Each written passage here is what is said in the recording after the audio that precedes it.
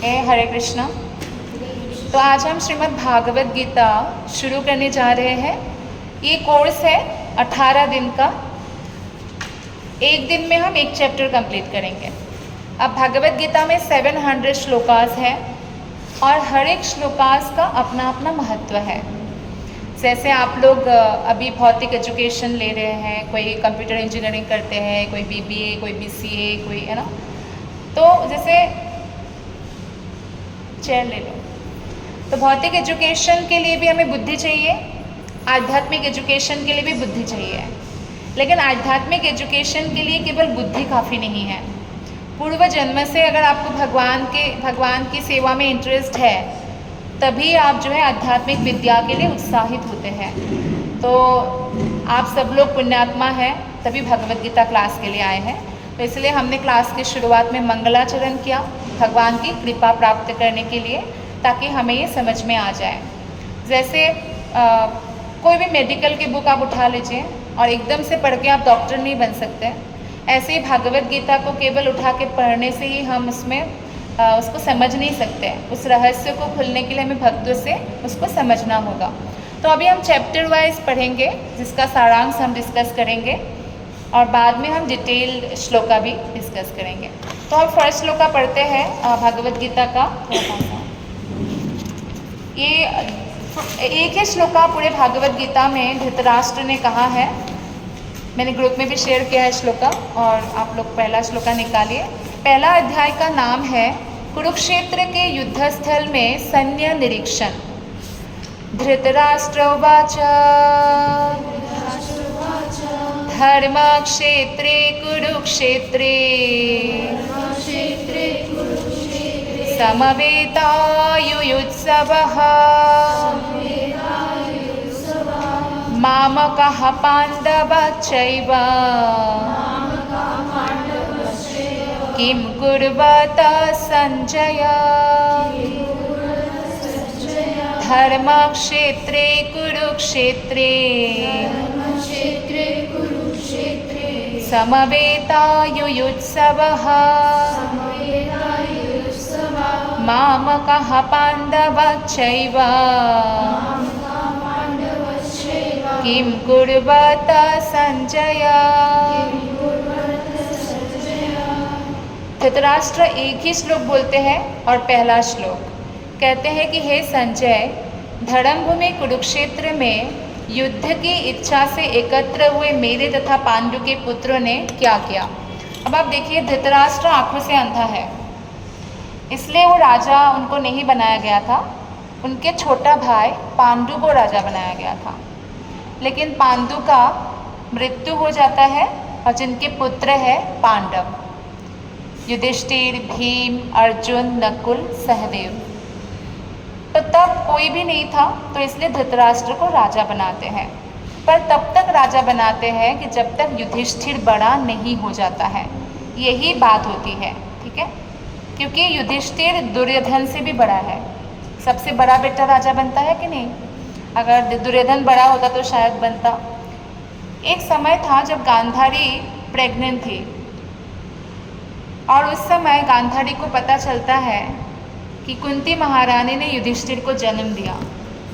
उनको बहुत क्रोध आया, क्योंकि वो भी सोचती थी कि मेरा बेटा राजा बने।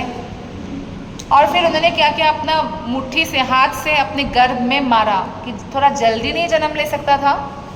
और मारने से क्या हो गया, बच्चे की जगह पे एक मांस का लोथड़ा निकल गया। तो फिर तब व्यासदेव आते हैं। आजकल जो टेस्ट ट्यूब बेबी है, ये ग्रॉसली डेवलप हो रहा है, सूक्ष्म तरीके से पहले से ही डेवलप्ड है हमारे शास्त्र में। तो इसका 100 टुकड़ा करते हैं और 100 घड़े में रखते हैं। बोलते इतने दिन बाद किस किस को खोलना है। तो फिर सबसे पहले दुर्योधन को खोलते हैं, तो दुर्योधन पैदा होते हैं। तो कोई भी असुर अगर पैदा होता है ना, हाँ मुझे दिखाई नहीं दे रही। तो कोई भी असुर अगर पैदा होता है ना, तो अमंगल होता है। मतलब जैसे अमंगल जो ग्रह है वो दिखाई देंगे, तूफान आ रहा है, असमय ही बारिश हो रहा है, अंधेरा छा गया, दिन में ही अंधेरा छा गया, गधा इधर उधर भाग रहा है चिल्ला चिल्ला के, तो ये अमंगल का सूचक है। तब विदुर, 3 भाई है ना, धृतराष्ट्र, पांडु और विदुर। तो विदुर बहुत विद्वान है। विदुर ने धृतराष्ट्र से कहा, भैया ये लड़का आपके लिए अपशगुन है, इसको अभी आप किसी को दे दो, अपने से दूर कर दो, तो आपका राज्य बच जाएगा। अगर आप ऐसा नहीं करोगे तो क्या होगा, नष्ट हो जाएगा। लेकिन धृतराष्ट्र बहुत मोह में था तो ऐसा नहीं कर पाया और रख लिया, और जिसके कारण केवल दुर्योधन के कारण इतना बड़ा महाभारत हुआ। दुर्योधन भी एक ही गुरुकुल से पढ़ा था, और वो भी एक ही गुरुकुल से पढ़े थे, पांडव भी और कौरव भी। लेकिन दुर्योधन को भी शास्त्र पता था, धर्म अधर्म क्या है पता था, लेकिन धर्म के अनुसार वो कार्य नहीं कर सकता था। लेकिन पांडव लोग कर सकते थे, है ना। तो धृतराष्ट्र को ना संदेह है कि युद्ध क्षेत्र में भगवान श्री कृष्ण है जो मनमोहक है और जो बातों से किसी को भी फंसा सकते हैं। कृष्ण के स्माइल में लोग मर जाते हैं, इतना प्यार करते हैं, शत्रु भी भ्रमित हो जाते हैं। तो वो पूछ रहे हैं संजय को, उनके पास तो आँख नहीं है, व्यासदेव के शिष्य है संजय, तो संजय को आँख मिला हुआ है। जैसे हम टीवी देखते हैं, यहाँ बैठे हम ऑस्ट्रेलिया, न्यूजीलैंड कहीं का भी न्यूज़ देख सकते हैं, ऐसे ही उसको बोलते हैं दिव्य दृष्टि, दूरदृष्टि। तो दूरदृष्टि से वो बैठे बैठे हाल बता सकता है।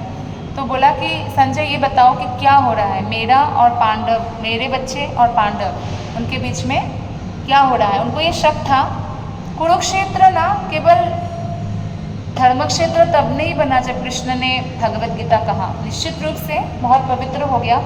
उससे पहले भी देवता लोग, ऋषि लोग कुरुक्षेत्र में आके यज्ञ आदि करते थे, जिससे वो धर्म क्षेत्र है, इसीलिए यज्ञ करते थे।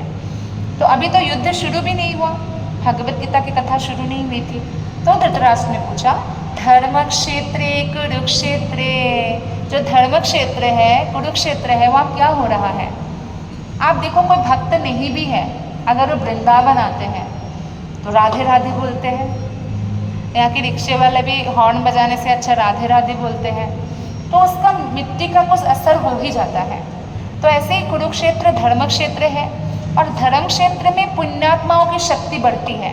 अगर आप लोग पुण्यात्मा हैं, अगर आप धर्म क्षेत्र में रहेंगे, ब्रज में रहेंगे, तो आपकी शक्तियाँ बढ़ती है और आसुरिक शक्ति कम हो जाती है। और आसुरिक जगह पे शमशान जैसे जगह जहाँ तमोगुण बहुत है, कब्रिस्तान है, तो वहाँ आसुरिक चीज़ों की शक्ति बढ़ती है। और जो है जो अच्छे लोग हैं वहाँ घुटन महसूस करते हैं, है ना। तो यहाँ पे इसलिए पूछ रहे हैं कि मुझे जल्दी से बताओ, कहीं कृष्ण की बातों में आके दुर्योधन ने कुछ कंप्रोमाइज़ तो नहीं किया, युद्ध कैंसिल नहीं होना चाहिए। मतलब धृतराष्ट्र चाहते थे युद्ध हो। आप बताइए कि आज के समाज में अगर कोई जैसे घर घर काम करने वाली होती है, उनको भी, या कोई पागल भी औरत है मान लो, उनको भी अगर निर्वस्त्र कर दिया जाए पब्लिक के सामने, क्या ये अच्छी बात है? क्या आप देख पाओगे? कोई भी जेंटलमैन देख पाएगा? और द्रौपदी तो महारानी है, पांडवों की पत्नी है, अग्नि की पुत्री है। वो एक पांडव के साथ बिताने के बाद 1 साल का समय अपने शरीर को अग्नि में स्वाहा करके दूसरा शरीर धारण करके दूसरे पति के साथ जा सकते थे।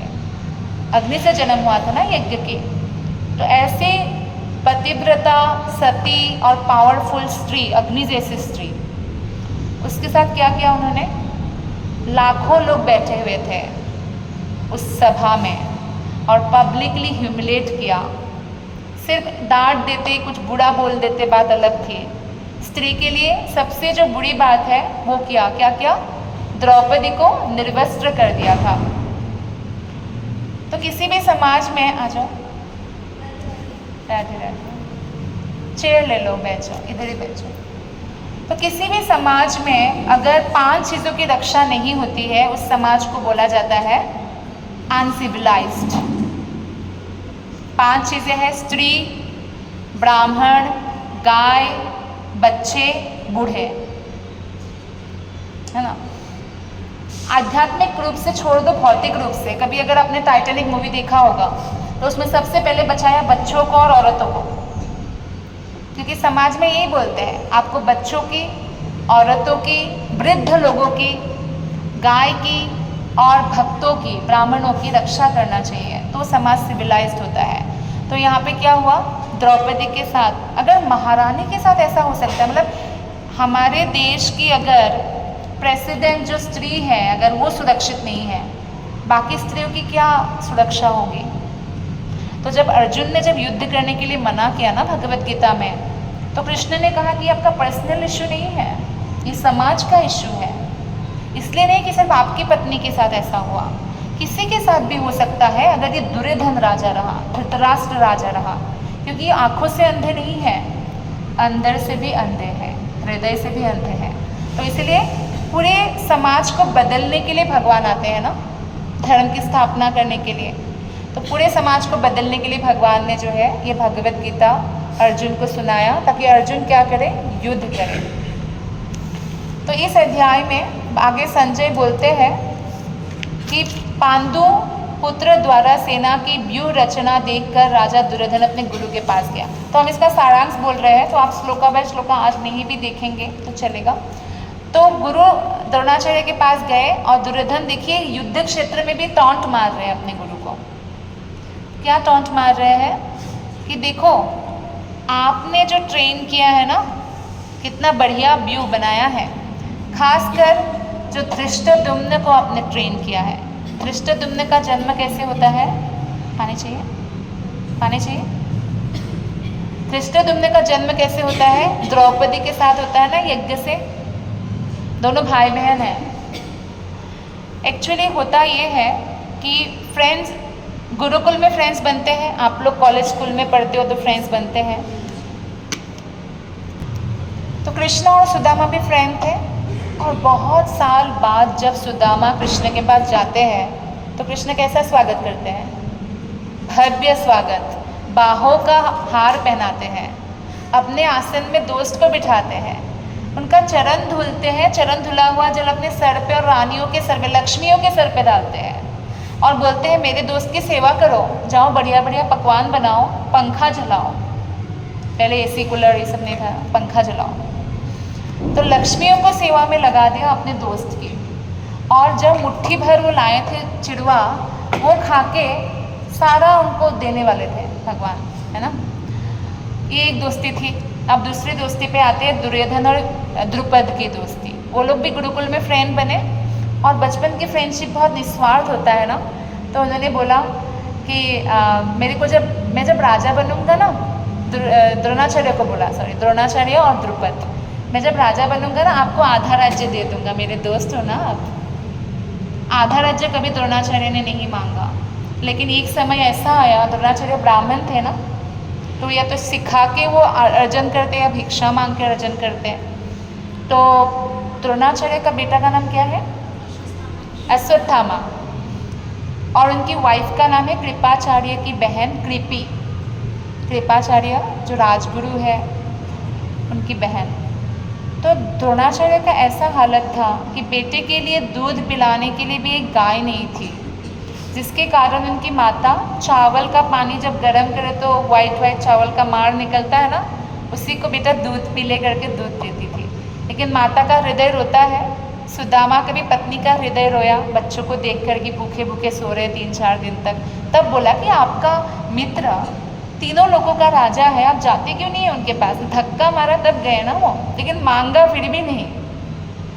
लेकिन यहाँ पे द्रोणाचार्य को जब पत्नी ने बोला आपके दोस्त तो द्रुपद राजा है, आप जाइए उनके पास, तो जब गए और द्रोणाचार्य ने कहा हे मित्र, तो द्रुपद ने कहा कौन मित्र, मित्रता बराबरी में होता है। आप एक मांगने वाले हैं और मैं राजा हूँ। अगर ब्राह्मण के नाते मांग कर आप मुझसे गाय मांगेंगे तो मैं हो सकता है आपको कई सारे गाय दे दूँ, लेकिन मित्रता के बेसिस पर मैं कुछ भी नहीं दूंगा, हम मित्र नहीं हैं। तब दिल में चोट लगा, सोचा कि ठीक है, लेकिन मैं ऐसे मित्र नहीं मान रही हूँ तो मैं कुछ नहीं ले जाऊँगा। चले गए, उनका भाग्य पलट गया। कृपाचार्य ने उनको बुला लिया कि उनके बहनों ही है, बुलाया कि ये जो हमारे कौरव है और पांडव है, इन लोगों के लिए एक अकेले गुरुकुल खोलना पड़ेगा, क्योंकि टोटल कितने बच्चे हैं, 100 105। तो 105 बच्चों के लिए अकेले गुरुकुल खोलना पड़ेगा, ऐसा है। आपसे बढ़िया कोई टीचर नहीं है, आप इधर ही शिफ्ट हो जाओ अपनी वाइफ को लेकर। अब राजा के वहाँ जब वो टीचर है तो कितना बढ़िया शान हो गया उनका। और जब शिक्षा देते थे ना, पहले सैलरी नहीं लिया जाता था, गुरु दक्षिणा लिया जाता था लास्ट में। तो कौरव और पांडवों ने पूछा, गुरु हमने तो कंप्लीट कर लिया एजुकेशन। और पहले एजुकेशन सिर्फ भौतिक नहीं होता था, आध्यात्मिक और भौतिक दोनों होता था। स्पेशलाइजेशन में आपको सब सिखाया जाता, पॉलिटिक्स से लेके मेडिकल, आयुर्वेदिक जो है, आपको कैसे घर बनाना है। जब राम जी गए थे वन में, अपने आप ही तो घर बनाया था। कुकिंग करने से लेके, गाने से लेके सब कुछ आता था एक राजा को। युद्ध करना आता था, सारे अस्त्र चलाना आता था राजा को। ऐसा नहीं भाला ही फेंकेंगे या गदा ही चलाएंगे, धनुष नहीं चलाएंगे, ऑलराउंडर। और साथ ही साथ 4 वेद और समस्त उपनिषद पुराण का भी शिक्षा देते थे। देखो, हमें भगवत गीता की शिक्षा क्यों ज़रूरत है? भौतिक शिक्षा हमें चाहिए पेट पालने के लिए, नौकरी के लिए। हमें शास्त्रों की शिक्षा चाहिए जानने के लिए कि धर्म क्या है, अधर्म क्या है, कौन से राह पर मुझे चलना है ना, उसके लिए चाहिए। तो जब शिक्षा कंप्लीट हुआ तो दक्षिणा मांगा द्रोणाचार्य ने कि द्रुपद को हरा कर बांध कर मेरे पास ले आओ। कौरव लोग गए और हार कर वापस आए। द्रुपद कोई साधारण राजा थोड़ी है, पराक्रमी राजा था। फिर अर्जुन गए। अर्जुन जब युद्ध कर रहे थे ना द्रुपद से, द्रुपद इम्प्रेस हो रहे हैं, एनिमी है, शत्रु है, अर्जुन हरा सकते हैं। लेकिन जो योद्धा होता है ना, असली योद्धा, दूसरे योद्धा के युद्ध कौशल देख के इम्प्रेस्ड होते हैं। अब अर्जुन द्रुपद को हरा रहे हैं और बांध रहे हैं हरा कर, और द्रुपद इम्प्रेस्ड हो गए, वाह क्या बालक है, मुझे हरा दिया, मेरी बेटी होंगी तो इसी के साथ शादी करवाऊंगा। बांध दिया और ये सोच रहे हैं द्रुपद। तो द्रोणाचार्य के पास ले गए तो द्रोणाचार्य ने कहा, क्यों, अब तुम्हारा राज्य मेरा हुआ ना, लेकिन अभी भी हम बराबर तो नहीं हुए, तुमने बोला था बराबरी में होती है, चलो आधा राज्य तुम्हारा आधा राज्य मेरा, अब हुए हम बराबर। अब तो मित्रता करोगे ना दोस्त। उनको बस मित्रता की पड़ी थी, कोई लालच नहीं था कोई, है ना। तो द्रुपद तो राजा है ना, अहंकार राजा में बहुत होता है, जो बहुत ऐसे युधिष्ठिर जैसा अगर राजा ना हो तो उन्होंने स्वीकार तो किया मित्र को, लेकिन अंदर ही अंदर जलते रहे। फिर उन्होंने एक यज्ञ करवाया।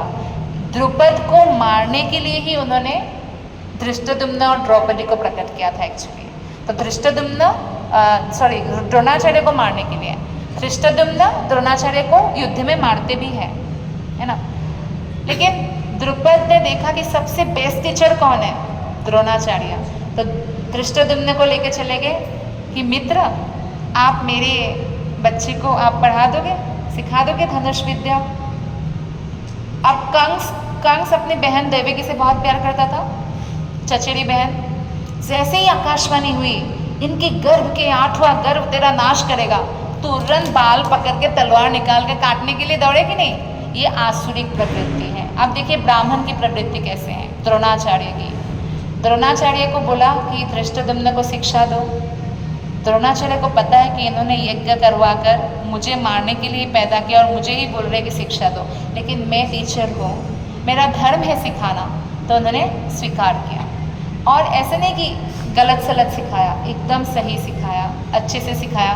तभी तो धृष्टद्युम्न आज युद्ध में खड़े हैं, तभी तो द्रोणाचार्य को दुर्योधन टॉन्ट मार रहे हैं। क्यों? आपका जो सिखाया हुआ है, आपको मारने के लिए जो पैदा हुआ है धृष्टद्युम्न, देखिए कितना बढ़िया व्यूह रचना किया है। तो ऐसे गुरु को थोड़ा सा टॉन्ट भी मारा और बताया कि हमारे पास भीष्म है, भीष्म को कभी पराजित नहीं किया किसी ने, और इनके पास भीम जैसे लोग हैं जो बुद्धि नहीं है इतना, है ना। तो ऐसे कंपैरिजन किया और बताया कि हमारे पास ज़्यादा है भी, 3 गुना ज़्यादा अच्छे अच्छे योद्धा किसके पास था? कौरवों के पास। पांडवों के पास नहीं था, लेकिन पांडव फिर भी विजयी हुए। क्यों? क्योंकि भगवान कृष्ण उनके साथ थे। यस। तो आगे इस अध्याय में बताते हैं, अर्जुन बोलते हैं कृष्णा, ये दोनों सेनाओं के मध्य में मेरा रथ लेके जाओ। कृष्ण बोलते हैं ठीक है, लेके जाते हैं। कृष्ण फर्स्ट चैप्टर में एक भी श्लोक नहीं बोलते, आप देखना, बस ले जाके बोलते हैं ये लो देखो दोनों सेनाओं को। अर्जुन बोलते देखो तो जरा हमारे विरुद्ध कौन कौन लड़ने आया है। और भीष्म पितामह को देखकर उनकी गोदी में तो खेला है अर्जुन, वो एकदम कंपेशनेट हो जाते हैं। उनको मालूम है कि मेरे पक्ष में जब कृष्ण है ये सब मारे जाएंगे, अर्जुन को पता है। द्रोणाचार्य को देखते हैं तो मेरे गुरु है, मेरे पिता समान है, मुझे बचपन से, और सबसे फेवरेट कौन है द्रोणाचार्य के? अर्जुन। इनको मुझे भी इनके विरुद्ध युद्ध करना होगा, कृपाचार्य के विरुद्ध युद्ध करना पड़ा, मेरे भाई। अभी दुर्योधन ऐसे नहीं सोच रहा है मेरे भाई, अर्जुन सोच रहा है अरे मेरे भाइयों को मारना होगा, सारे सगे संबंधी, कोई मामा है कोई चाचा है, मैं कैसे करूँगा। अर्जुन बोलते हैं हे कृष्ण, इस प्रकार युद्ध की इच्छा रखने वाले अपने मित्र और संबंधियों को अपने समक्ष उपस्थित देखकर मेरा शरीर के अंग कांप रहे हैं, मेरा मुंह सूखा जा रहा है। और आगे हम देखेंगे अर्जुन का गांधी जो है गिर जाता है, सरक जाता है। जैसे आप बहुत दुखी, अभी हार्ट ब्रोकन हो जाए कोई व्यक्ति तो पैरालाइज जैसा हो जाता है ना, वो खड़े नहीं रह पाते हैं, ऐसे ऐसे बैठ जाते हैं। तो अर्जुन ऐसे बैठ गए रथ में, गांधी उनका सरक गया और आंखों से भी अश्रु आ रहे थे एक्चुअली, क्योंकि अर्जुन भक्त है ना, बहुत दया है हृदय में। वो सोचते कि ऐसे नरसंहार क्यों करें, सब लोग ब्लड हो जाएंगे, सारी पत्नियां विधवा होएंगी, बच्चे रोएंगे, क्यों करना, 5 गांव दे देते, हम राजा हैं फिर भी 5 गांव में संतुष्ट हो जाते हैं। दुर्योधन ने आखिर ऐसा क्यों किया? अब युद्ध करना है तो क्या बोलते हैं दुर्योधन, सुई की नोक में आने वाला जो मिट्टी है ना उतना भी नहीं दूंगा। कि क्या करेंगे सुई की नोक में आने वाली मिट्टी के साथ? एक क्षत्रिय को तो भूमि चाहिए ना, 5 गांव दे देते, नहीं, उसको युद्ध करना था। लेकिन अर्जुन युद्ध करने के लिए अब इच्छुक नहीं है। अर्जुन बोलते हैं कैसे कैसे मारे इनको, कैसे इनकी पत्नियों को कैसे विधवा करें, हमारे जो बच्चे हैं उनको कौन संस्कार सिखाएंगे, सारे बड़े बड़े युद्ध में अगर मर जाएंगे। महाभारत ऐसा युद्ध है, वर्ल्ड वॉर है वो, सारे वर्ल्ड के राजा ने वहाँ पे भाग लिया था। तो इसलिए अर्जुन की दया से हमें समझ में आता है कि भक्त हमेशा दयालु होते हैं।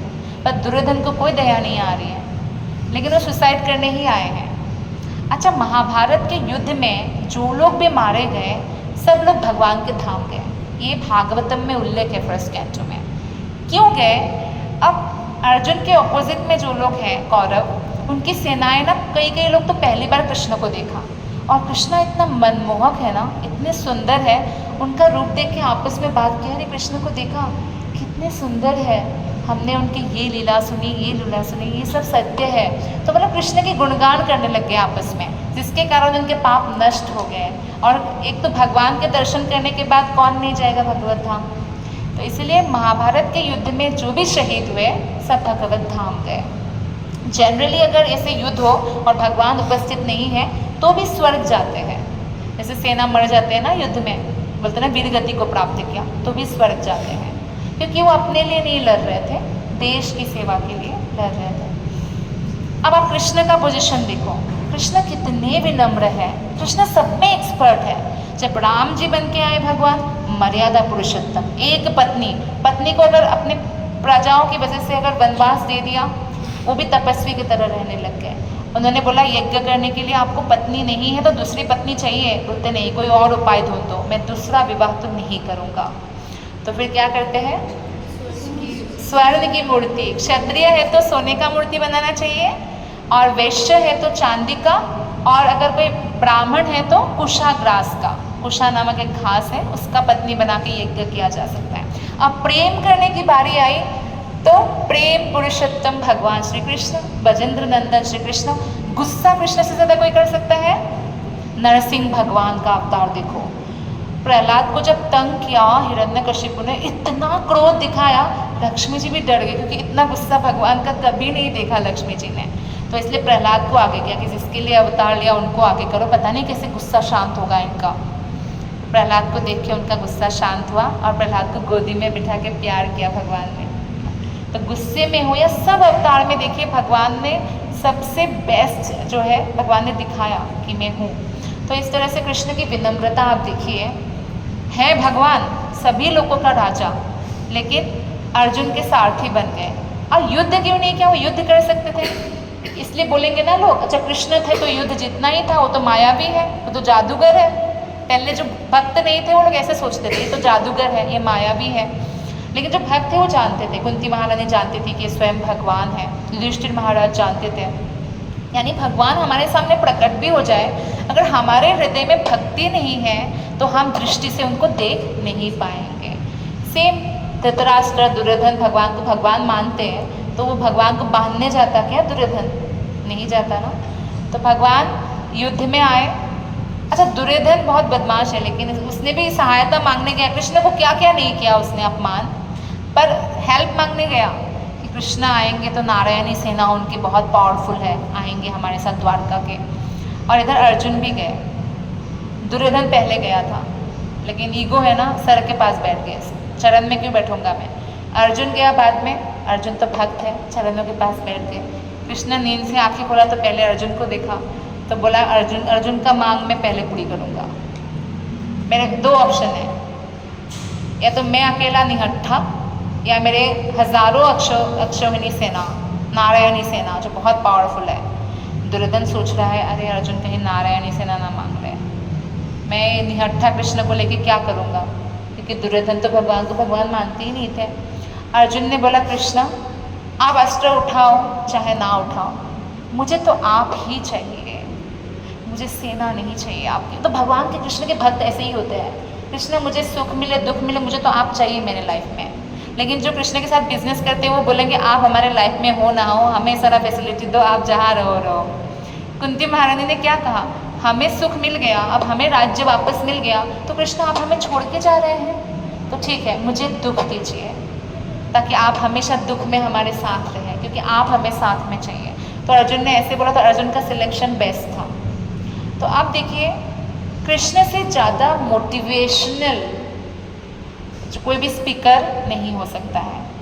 एक व्यक्ति जो युद्ध नहीं करूँगा बोला, उनको युद्ध करने के लिए इस तरह तैयार कर दिया कि अब अर्जुन उठकर जो है युद्ध करते हैं, और अर्जुन को हराना ही मुश्किल है।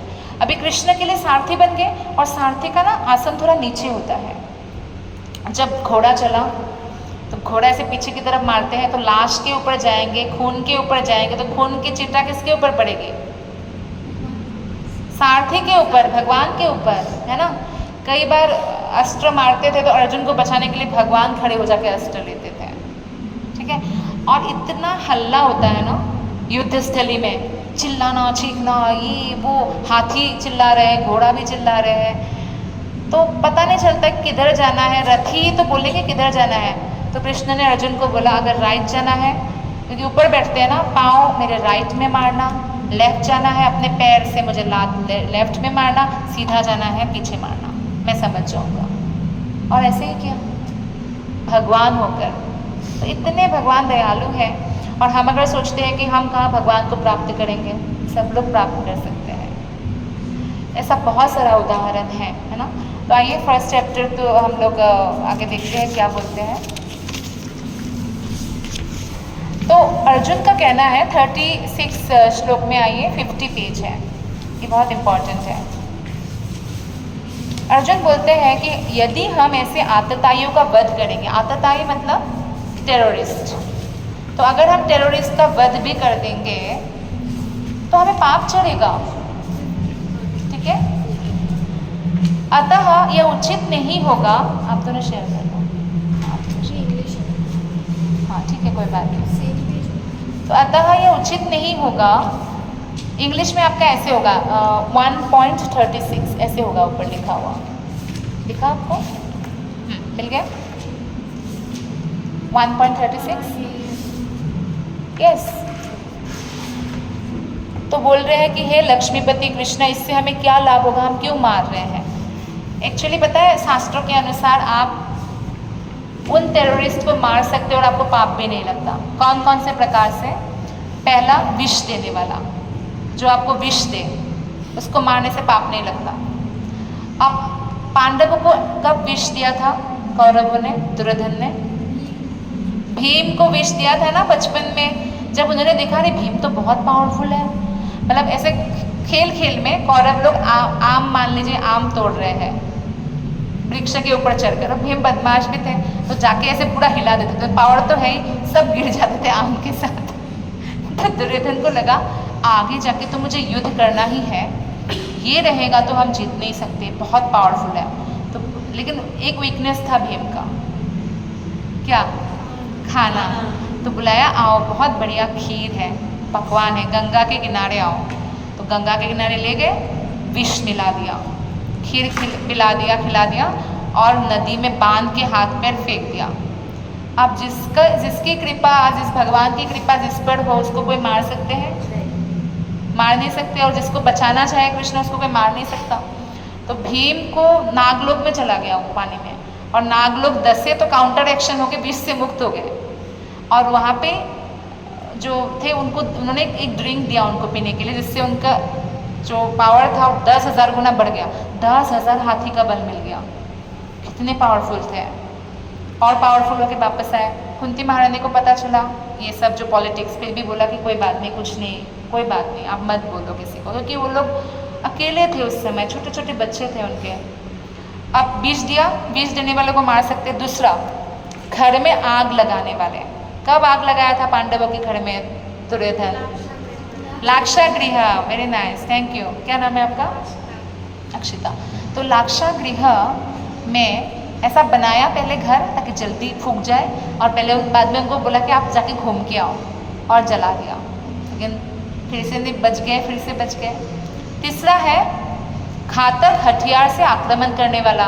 अभी सामने जो युद्ध करने के लिए खड़े हैं, मारने के लिए तो खड़े हैं घातक हथियार लेकर, ठीक है, तीसरा हो गया। चौथा है धन लूटने वाला, उनका पूरा राज्य लूट लिया है कौरवों ने, है ना। पांचवा है दूसरों की भूमि हड़पने वाला, सेम है, धन भी लूटा, धन में जैसे ट्रेजरी एंड आपका घोड़ा, हाथी, सेना और भूमि भी लूट लिया। सिक्स्थ है पराई स्त्री का अपहरण करने वाला। दुर्योधन की भाभी लगती है, माता के समान सम्मान होना चाहिए था, निर्वस्त्र करने की बात पूरे सभा में कर दी और बाल से खींचकर साड़ी खींचने लगे। आप समझ रहे हो? तो यानी ये 5 के 5 चीज़, 6 के 6 चीज़ कर चुका है दुर्योधन, तो उसको मारने में कौन सा पाप लगेगा, भगवान कहते हैं। तो इस तरह से आगे बढ़ते हैं हम लोग।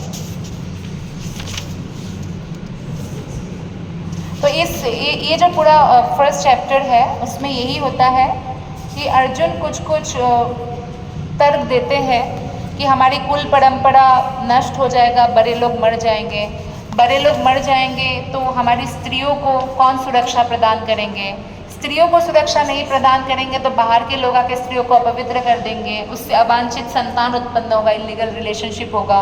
तो ये सब रीज़न देते हैं।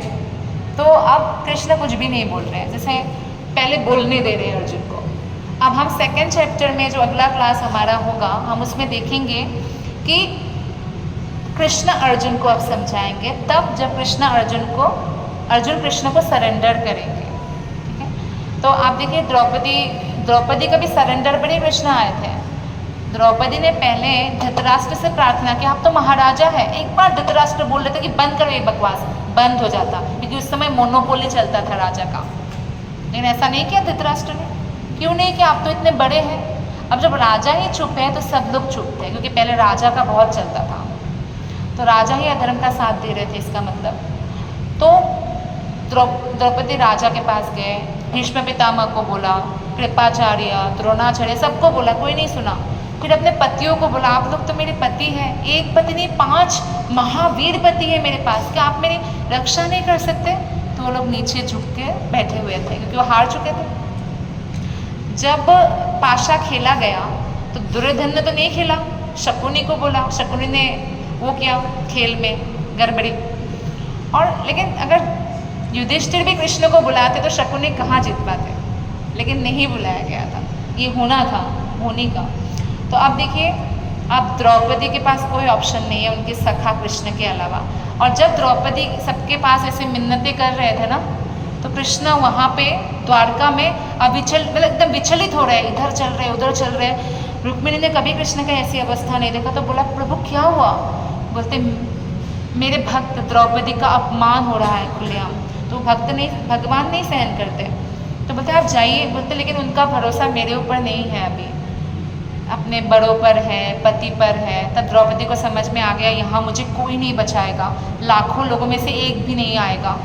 कोई भी सती स्त्री का अपमान होता है, अगर उस समय सब लोग चुप रहते हैं, उसी समय उनकी आयु घट जाती है, सारा पुण्य नष्ट हो जाता है। ये शास्त्र में लिखा है। तुरंत उनकी आयु घट चुकी थी उसी समय, कृष्ण उनका कर दिया था काम, उसी समय कर दिया था। तो अब क्या हुआ, उन्होंने सोचा कि मैं अपना साड़ी को, मैं अपनी रक्षा खुद करूँ, ये साड़ी खींच लेगा ना। तो रुक्मिणी ने कहा अभी तो किसी को नहीं बुला रहे, अब आप जाइए। बोलते नहीं, अभी उसको खुद पर भरोसा हो गया। अब आपको मालूम है दुशासन के बाजुओं में भी 10,000 हाथी जैसा ही बल था। द्रौपदी कैसे कर लेती अपनी रक्षा, वो तो कोमल है, सुकोमल है, राजकुमारी है। तो उन्होंने सोचा मैं कृष्ण को बुलाती हूँ। एक हाथ से साड़ी पकड़ के एक हाथ से कृष्ण को बुलाया। तो कृष्ण ने बोला अभी भी आधा विश्वास है, पूरा विश्वास नहीं है। तो फिर द्रौपदी ने सोचा अब जो हो सो हो, मैं जब 2 हाथों से नहीं रोक पा रही हूँ, एक हाथ से क्या ही रोक लूँगी। तो पूरा दोनों हाथ उठा के, अभी कृष्ण मतलब पूरा गोविंद बोला भी नहीं था, कृष्ण तुरंत आए और एक नया रूप धारण किया, साड़ी का रूप धारण किया भगवान ने। और दुशासन बेहोश हो गया खींच खींच के। सब लोगों ने ये चमत्कार देखा, क्या हो गया। एक्चुअली भगवान कृष्ण पर अगर भरोसा हम करते हैं 100%, जैसे द्रौपदी में बाद में किया, तो भगवान रेसिप्रोकेट करते हैं। लेकिन 100% भरोसा करने के लिए हमारी भक्ति भी उस लेवल तक होना चाहिए। लेकिन द्रौपदी ने भी जो स्टार्टिंग में नहीं किया था, है ना, तो फिर उस समय भगवान नहीं आए थे, हम देखते हैं ना। तो इसलिए आप लोग जब मंदिर में जाते हैं तो आप देखते हैं ना, दोनों हाथ उठा के भगवान के नाम गाते हैं। क्यों? कि मैं पूरी तरह से सरेंडर्ड हूँ। कोई अगर पिस्तौल लेके आते तो क्या बोलते, हैंड्स अप मतलब हाथ ऊपर करो, मतलब सरेंडर। तो चलिए हम भी सरेंडर करते, कृष्ण को हाथ ऊपर कीजिए और महामंत्र बोलेंगे साथ में, हरे कृष्णा कृष्ण कृष्ण हरे हरे, हरे राम राम राम हरे हरे, हरे कृष्णा कृष्ण कृष्ण हरे हरे, हरे राम राम राम हरे हरे, हरे कृष्णा कृष्ण कृष्ण हरे हरे, हरे राम राम राम हरे हरे। ग्रंथराज श्रीमद् भागवत गीता की, श्रील प्रभुपाद की, अनंत कोटि वैष्णव वृंद की, गौर प्रेमानंद। हरि हरि।